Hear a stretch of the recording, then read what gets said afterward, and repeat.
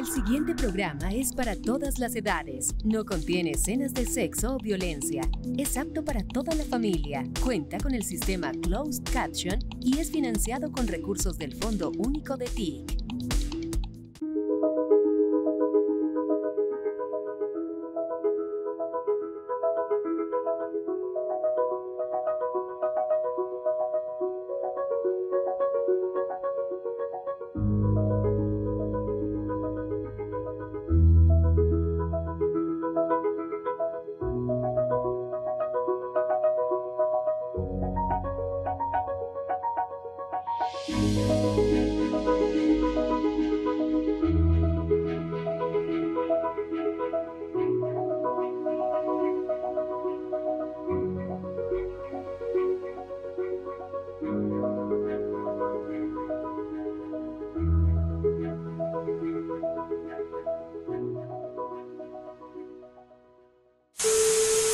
En el CNE hemos advertido el riesgo que puede haber para las elecciones de 2025 y 2026 por el recorte presupuestal.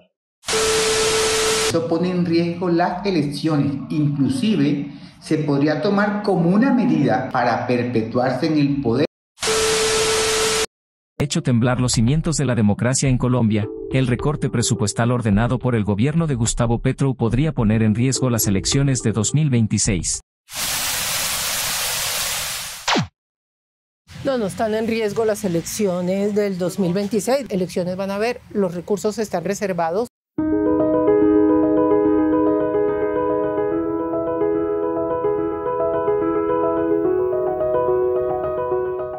Hola, ¿qué tal? Bienvenidos a un nuevo capítulo de Entrevistas con Alma de País. Y hoy les propongo una conversación que yo sé que mueve muchas tensiones, emociones, pero queremos hacerlo desde un ambiente mucho más tranquilo y con una persona experta para que nos explique si realmente están en riesgo o no las elecciones de 2026. Y qué mejor hacerlo que con Alejandra Barrios. Ella es la directora de la Misión de Observación Electoral, la MOE. Gracias por acompañarnos. Pues Andrea, muchísimas gracias por la invitación y un placer estar contigo en esta emisión.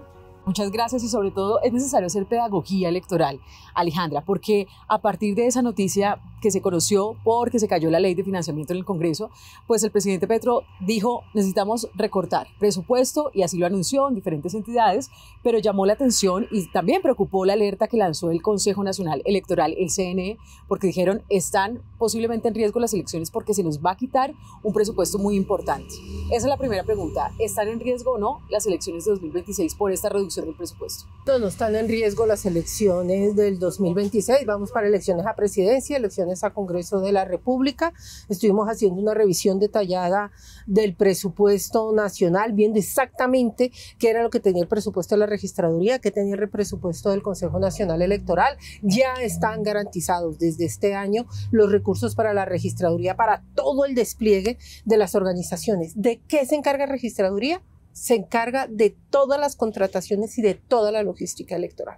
Eso sí, ¿qué le dice el gobierno nacional al Consejo Nacional Electoral? Revise su presupuesto y revise su presupuesto frente a las contrataciones, las acciones que va a realizar, porque pareciera que hay duplicidad en las contrataciones y en las revisiones que nosotros hicimos, no solamente duplicidad en las contrataciones, sino que nos llamó la atención que habían temas que pareciera que estuvieran volviendo a contratar o a comprar cuando eso ya está en el Consejo Nacional Electoral. Que tienen que revisar, que es muy importante que revisen, por ejemplo, la actualización de cuentas claras. Hay un llamado de atención por parte de todas las organizaciones políticas para facilitar el reporte de financiación de las diferentes campañas, los tribunales electorales, las responsabilidades del Consejo Nacional Electoral. Ojalá se hiciera una capacitación previa, se tuvieran unos estándares muy altos de quienes están en los tribunales electorales en todo el país y obviamente todos los mecanismos de vigilancia y control a las organizaciones políticas y al mismo proceso electoral. Entonces, la registraduría organiza elecciones, hace logística, Consejo Nacional Electoral hace vigilancia y control de la organización electoral, de los procesos electorales y de los partidos y campañas. Claro. Aquí es importante lo que usted dice, Alejandra Barrios, porque las personas que tal vez han escuchado la MOE pero no tienen claridad, Esto no tiene nada que ver con el gobierno, la misión de observación electoral. Ustedes han podido permanecer aquí en el país porque han tenido un diálogo permanente con partidos de todo tipo. Ustedes no son ni de un bando ni del otro, sino por el contrario, lo que hacen es observar todas las elecciones y lanzan alertas, lanzan advertencias, recomendaciones, crean mesas técnicas. Explíquenos un poco más qué es la MOE, para que también tengamos la dimensión de que su palabra es la de una experta en Colombia de las elecciones. Pues mira, nosotros estamos haciendo observación electoral con una plataforma de 35 organizaciones que se encuentran en todo el país, y estamos hablando no solamente de organizaciones sociales, estamos hablando de universidades. Te voy a poner un ejemplo. En el Valle del Cauca, la Universidad Javeriana es la que tiene la responsabilidad, la vocería de la observación electoral en ese departamento. Si vamos a Santander, es la UIS, que es una universidad pública, y así en diferentes partes del país. Desde el 2006 empezamos la observación electoral, absolutamente independiente. Nuestra financiación no es colombiana, ni del gobierno nacional, ni de empresas privadas colombianas, muchísimo menos ni de los partidos o las campañas políticas. Eso les da independencia. Una independencia completa, que es lo que buscamos en todo momento garantizar. Y no somos analistas políticos, que creo que es lo más importante. Cuando se señala, por ejemplo, la alerta de presupuesto y financiación del próximo proceso electoral, lo que hacemos es inmediatamente ir al presupuesto nacional, ver el desglose de toda la información de presupuestos, de gastos, de ingresos, cuáles son los ajustes que está haciendo el gobierno nacional, entender qué es lo que nos dice el presupuesto y tener conversaciones con expertos de los dos lados o con las entidades para entender exactamente cuál es el impacto que va a tener. Por eso, digamos, con muchísima tranquilidad, hoy nosotros podemos señalar que el Consejo Nacional Electoral tiene que hacer una labor muy juiciosa para detallar su plan de contratación con un calendario. No es un recorte menor, estamos hablando de 600.000 millones de pesos, pero frente a un presupuesto que era 4 o 5 veces mayor al del último proceso electoral. Entonces ahí el Consejo va a tener que hacer una revisión exhaustiva de los temas que va a priorizar, no duplicar acciones, y vimos con muchísima atención también el presupuesto de la registraduría, y eso nos da tranquilidad. Elecciones van a haber, los recursos están reservados, no prometidos, reservados. Y vamos a tener elecciones a presidencia y Congreso. Sí. Alejandra, ¿por qué entonces el Consejo Nacional Electoral sacó ese comunicado? ¿Tal vez fue apresurado?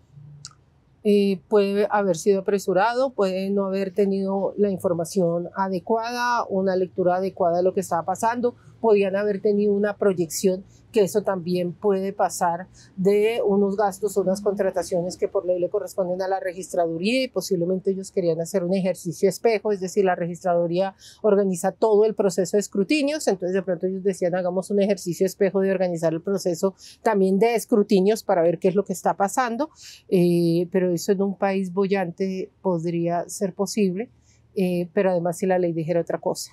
También es importante tener en cuenta que desde el 1 de enero del 2024 el Consejo Nacional Electoral tiene autonomía presupuestal. Antes dependía de la registraduría, y ahí también hay un aprendizaje. Sí, claro. De cómo se administra, cambiaron inclusive de sede, antes estaban todos en la registraduría, hoy el Consejo Nacional Electoral tiene sede propia sobre la 7ª con 26, entonces también hay un aprendizaje del Consejo Nacional Electoral en materia de presupuestos, alcances, limitaciones y tareas que tiene que abordar. Bueno, se viene también una mesa técnica para que ustedes puedan lanzar el cronograma electoral muy importante. Háblenos de esa socialización, porque además también están ahí involucradas las instituciones, los partidos políticos. Digamos que todos van a verificar que todo este proceso electoral se lleve a cabo de la mejor manera. Por si hay alguna duda, por si el CNE dice, no, mire, encontramos una situación distinta, ¿qué va a pasar en esa mesa y cuál es el plan a seguir? Pues mira, el próximo 6 de marzo, entonces acordémonos, calendario electoral, el 8 de marzo, inicia el calendario electoral oficialmente en este país, porque el 8 de marzo del 2026 van a ser las elecciones al Congreso. Claro. Es decir, nuestro momento cero de iniciar el proceso de elecciones es el 8 de marzo. Pero el 6 de marzo, la Registraduría Nacional del Estado Civil va a presentar públicamente ese calendario electoral detallado, es decir, qué día de qué mes corresponde cada uno de los pasos. ¿Con qué empezamos? Si te voy a dar un ejemplo. 8 de marzo, ¿qué empieza? La inscripción de cédulas para el proceso electoral. Empieza también el registro de quienes desean presentarse por grupos significativos de ciudadanos. Entonces empiezan una cantidad de fechas y de términos muy importantes. Registraduría Nacional presenta el calendario electoral. Enviando un mensaje absolutamente claro de que en este país hay elecciones dentro de un año, donde las autoridades van a acompañar todo ese proceso electoral, los organismos de control, y el lanzamiento de ese calendario electoral marca la misión de observación electoral, también el momento de inicio de la observación electoral. Claro. ¿Eso qué significa? Que nos vamos a encontrar posiblemente en la registraduría, en un solo evento, donde la registraduría dice, aquí arrancamos, este es el calendario, es público, todo el mundo lo puede conocer. Porque el otro tema que estuvo puesto sobre la mesa el año pasado y que ha venido como sonando en los corrillos es, ay, en Colombia no se van a hacer elecciones. No, en Colombia se van a hacer elecciones. Vamos a dar el punto de partida como observación electoral, la registraduría y la organización electoral, Consejo Nacional Electoral lo propio, y las autoridades, organismos de control, Procuraduría, Contraloría, Defensoría del Pueblo, Fiscalía, etcétera, esperamos van a estar presentes para que ellos también señalen claramente que están listos. Mire, hablando de la independencia que tiene la MOE, quiero preguntarle entonces qué le inquieta o qué tiene usted ahí anotado para decirle a instituciones, a partidos políticos que tengan en cuenta para el próximo proceso electoral. Mira, nosotros estamos precisamente terminando la matriz de riesgos para las elecciones 2026. Yo insisto en que la matriz de riesgos y los mapas de riesgo electoral que presentamos normalmente a final de año, principios del próximo año, no es que le estamos leyendo las cartas, el tarot a las elecciones, sino lo que buscamos es ver, identificar cuáles pueden ser aquellos aspectos que pueden afectar positivo o negativamente las elecciones. El primero de ellos es la necesidad, la urgencia, la importancia que tiene que pueda alinearse la estrategia electoral con las políticas de paz y seguridad.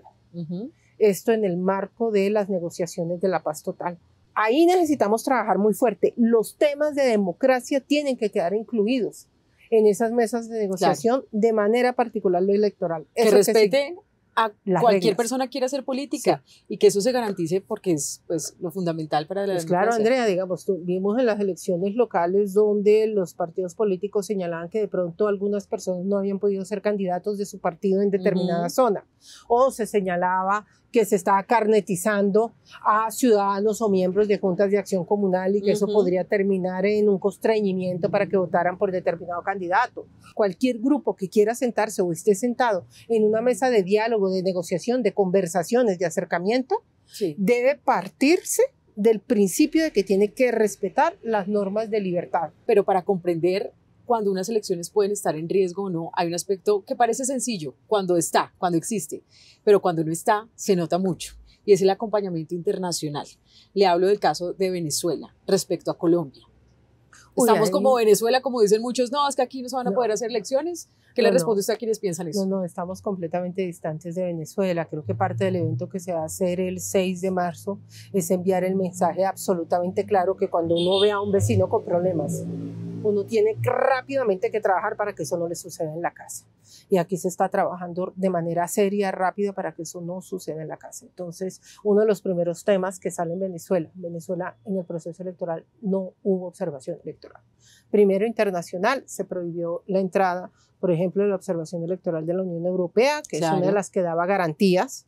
También de Chile, recordemos lo que dijo el presidente. No solamente está la OEA tampoco, y países vecinos que no pudieron enviar observadores. Entonces, en Colombia va a haber observación electoral nacional y hay invitación a observaciones electorales internacionales, tanto así que esta semana nosotros tenemos una reunión con la Unión Europea para hacer un seguimiento técnico a las recomendaciones a la observación electoral que ellos hicieron también en los últimos procesos electorales. En Colombia sería completamente inaceptable que el día de las elecciones los candidatos o los partidos políticos no tuvieran acceso a las actas de mesa. Claro. Que aquí denominamos los C14. Porque la garantía para que el que es adversario político pueda corroborar Obvio, si se le toma fotos, se hace el plan puntilla, se pegan en las salidas de los puestos de votación, se transmite en la registraduría por internet, minuto a minuto, cuál es la información que van entrando. Ustedes empiezan a transmitir en una carrera contra el tiempo con analistas en las mesas, el que acaba de salir el 0,1%, el 0,4%, claro. Ven la información. Eso no existía en Venezuela. Eso no existía en Venezuela. Aquí se está afinando. Y la registraduría tiene la firme decisión, eso nos señaló, de permitir no solamente acceder a los C14 que tiene la registraduría, sino también los que están en los puestos de votación, que son los que de verdad pasan escrutinio por jueces y notarios. Entonces aquí hay una decisión de transparencia muy fuerte que toma la registraduría y que nosotros hacemos exigible. Es decir, aquí no nos vamos a parecer al vecino. Y en tercer lugar, el derecho a la oposición. Claro. Aquí todos tienen que tener derecho y garantías para criticar, para favorecer, para comentar. Dentro del término que también establece la ley, obviamente, de hacer campaña en los tiempos que se dentro de los tiempos, permite. Pero también, digamos, tienes derecho como ciudadano a expresarte a favor o en contra de un gobierno, a favor o en contra como ciudadana de la oposición, de haber la libertad de expresión completa. En Venezuela se cerraron medios de comunicación, se persiguieron periodistas, se exiliaron periodistas, analistas y miembros de organizaciones no gubernamentales que trabajan por la experiencia tuvieron que salir de ese país. Claro. En este no. Vamos a hacer una pequeña pausa aquí en Entrevistas con Alma de País y al regreso quiero que hablemos rápidamente de lo que está sucediendo con el CNE, que tiene un carácter político, la reforma política pendiente, qué pasa en el Congreso con los compromisos para mejorar todo el sistema electoral en Colombia. ¿Le parece? Me parece. Hacemos una pequeña pausa y ya regresamos. En Colombia, la lucha contra la corrupción avanza. Si conoce un acto de corrupción, ahora puede denunciarlo sin miedo, de forma fácil, segura y confidencial. El Gobierno del Cambio, a través de la Secretaría de Transparencia y la Policía Nacional, pone a su disposición la línea 157. Llame desde su celular o teléfono fijo desde cualquier lugar del país las 24 horas del día y denuncie. Su voz cuenta. Comisión de Regulación de Comunicaciones.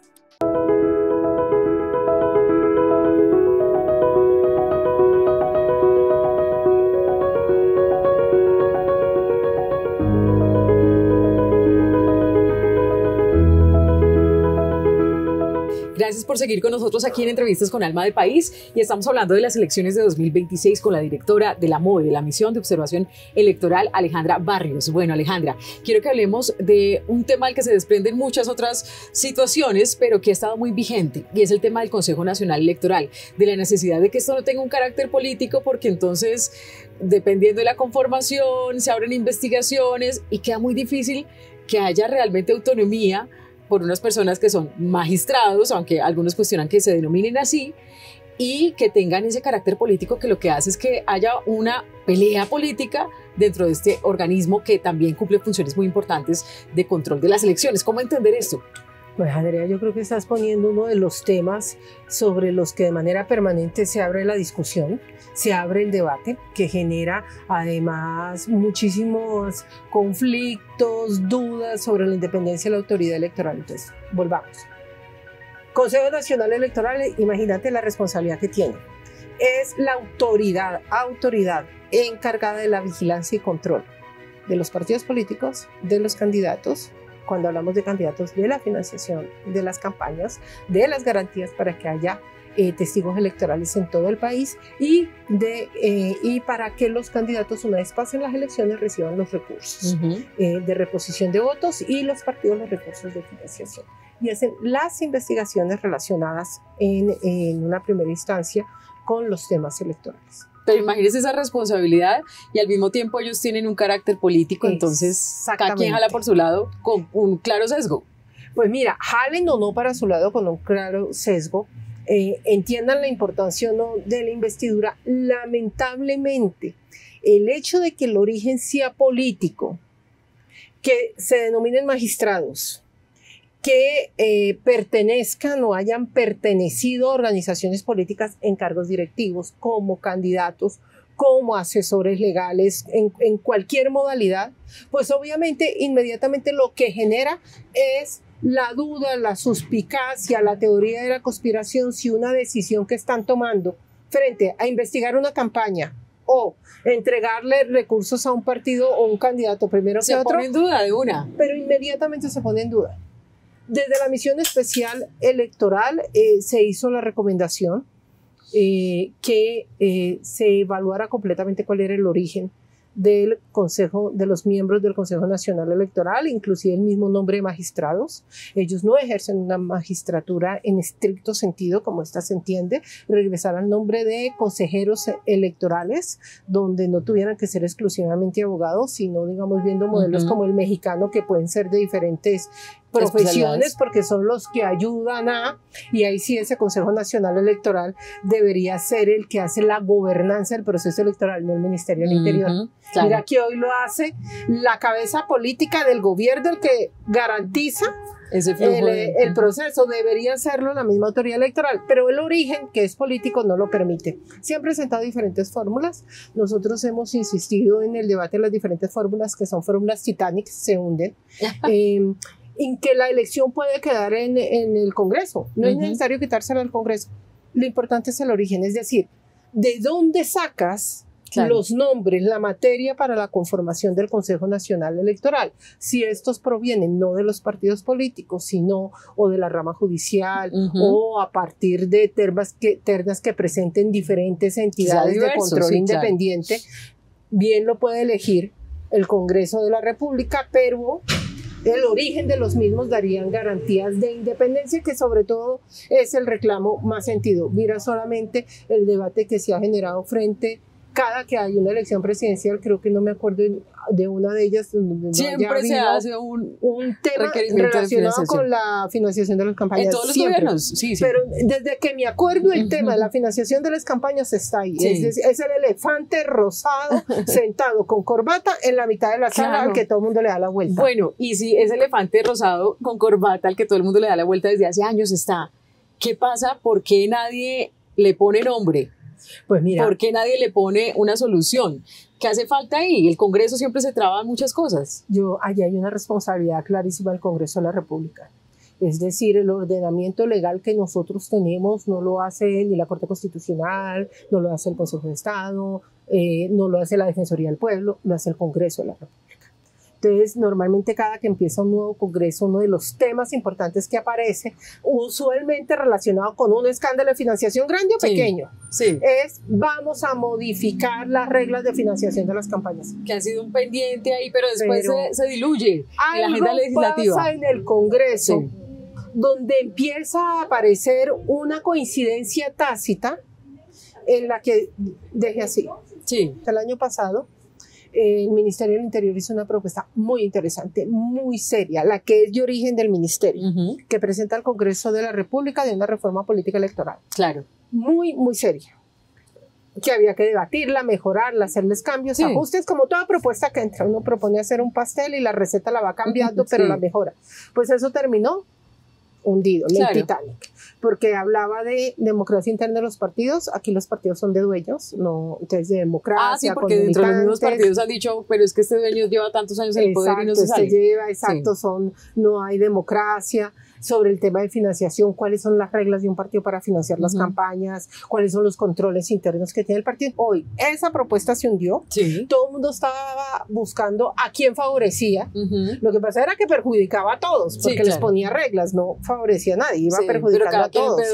Claro, todos veían la viga en el ojo ajeno y no veían de pronto que iba a impactar, claro, de manera muy fuerte, muy dura a todos, pero que iba a buscar un mejor camino de transparencia en materia política. Y hoy nos hemos quedado con una propuesta con 2 artículos, no me acuerdo el segundo, pero sí me acuerdo de uno que está pasando así por debajo de todo, del río, nadie hace bulla, nadie habla, o ellos tratan de que no se vea, que es el de transfugismo, pero además de la forma, creo que más amplia que he visto desde que estoy en la misión de observación electoral, y es que 4 meses antes de cada proceso electoral,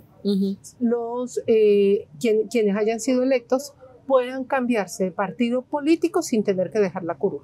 Esta es de iniciativa de los congresistas, todos firmándola, y va a pasar. A nosotros nos preocupa muchísimo que pase. Tenemos y hemos señalado claramente que eso no debería aplicar, es una reforma constitucional para este proceso electoral porque el calendario inicia ya, ¿no? Inicia en marzo.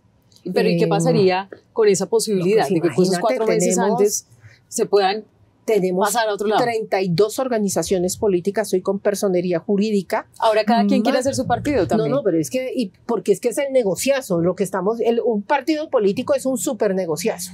Es un súper negociazo porque tiene recursos del Estado. Entonces tienen la personería jurídica. La personería jurídica la defiendes con elecciones al Congreso, teniendo que pasar el umbral del 3%. Pero tiene la figura de coaliciones que no está reglamentada. Entonces nosotras dos podemos hacer aquí una coalición, pero tú solo pones los candidatos, yo no pongo ninguno, pero me quedo con la personería jurídica, con la financiación.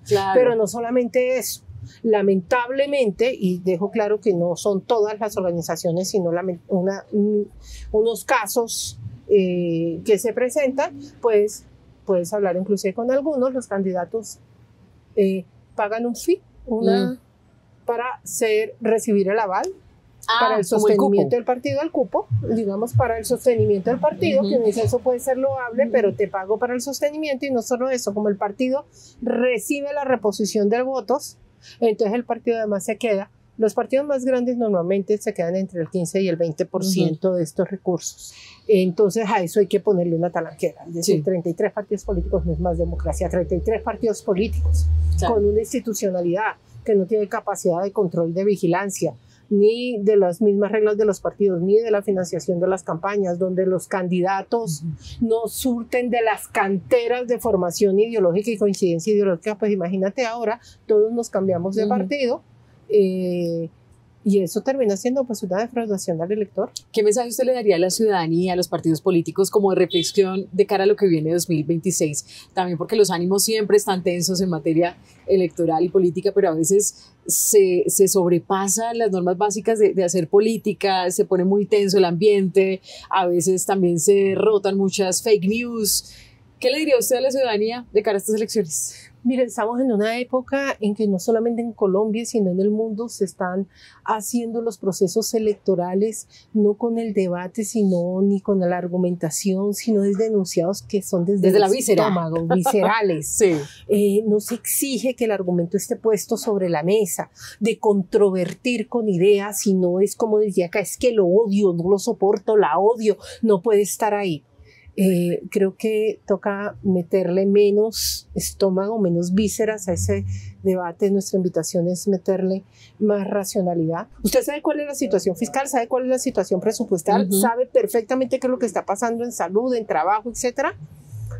Unos debates racionales, no emotivos. Exacto. Manejo de redes responsable. Nos vamos a sacar los ojos a través de las redes sociales y escuchar el que opina diferente de nosotros.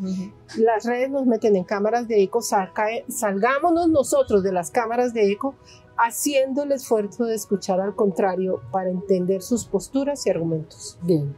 Alejandra Barrios, directora de la MOE, de la Misión de Observación Electoral, muchas gracias por este diálogo reposado, tranquilo, técnico y crítico de lo que son las elecciones en Colombia. Pues Andrea, muchísimas gracias por la invitación, siempre un placer estar aquí, pues puedes contar con la Misión de Observación Electoral, invitadísimos además a que nos acompañen en el lanzamiento de la observación electoral y del calendario electoral. Con los ojos muy bien puestos sobre las elecciones, menos víscera, menos emotividad, más razón y menos fake news. Nos encontramos en un nuevo capítulo de Entrevistas con Alma de París.